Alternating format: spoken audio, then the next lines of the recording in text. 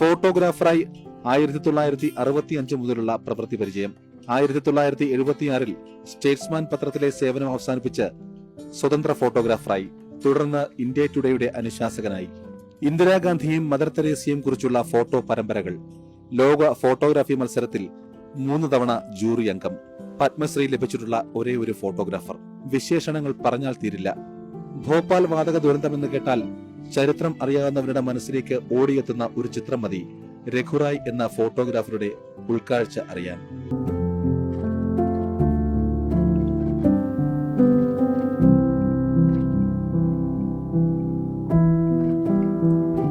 എഴുപത്തിയാറാം വയസ്സിലും കാഴ്ചമങ്ങാത്ത മനസ്സാണ് രഘുറായിയെ ശബരിമലയിൽ എത്തിച്ചത്. ക്യാമറ കണ്ണ് നിമിഷാർത്ഥ മുഹൂർത്തങ്ങൾ ഒപ്പിയെടുത്തു.